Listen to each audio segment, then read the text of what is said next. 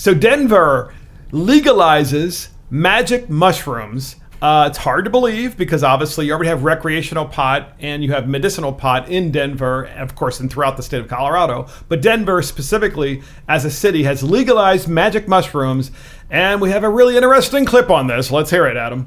Late Wednesday, after initially trailing, a voter initiative appears to have been approved to make Denver the first U.S. city to decriminalize magic mushrooms. And it's thanks to these people at this election night party. We all know that this goes way beyond Denver, way beyond Denver. Right now, this thing is a coast-to-coast movement. No one told him he's not on the coast, though. He's in Denver. On the coast of Denver. They did say it was an election night party. So, So, okay, millennials, what do you think about this? I mean, you guys are obviously much more free thinkers on this particular issue than I. Come on. I think it was pretty smart word usage on this campaign.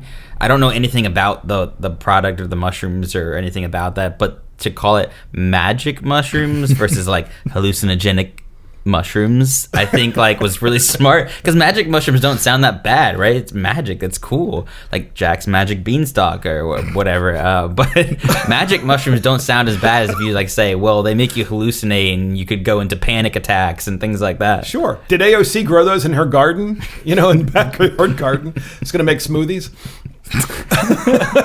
What does one do with a mushroom anyway? Do you smoke it or eat it? I don't even know. I mean, what is is it eaten? I believe so. I have no idea. Okay. So go ahead, Adam. Come on, you've got an opinion on this.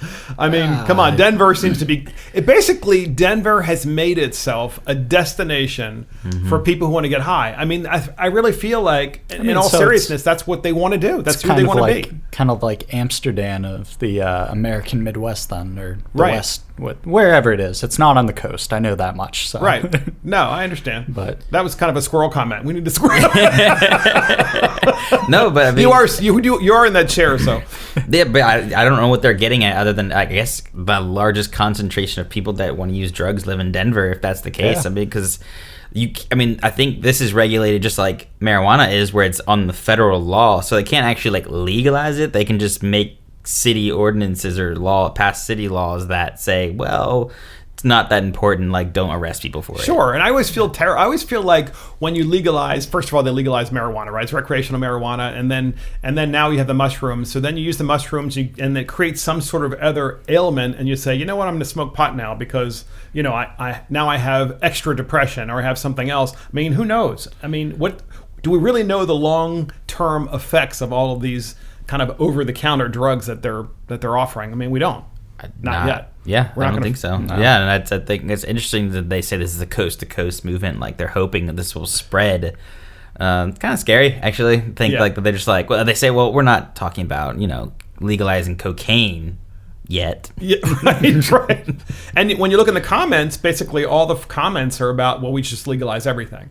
I mean, in the blog there, it's pretty fascinating the way the younger generations think about this, at least in Denver. I'm not really sure that's the case here. It's like an anarchist perspective as far as like it's personal choice. Like if it's on the ground and I want to eat it, it's my choice. Consequence free, right? It's consequence free, which we all know is not the case. There are definitely consequences.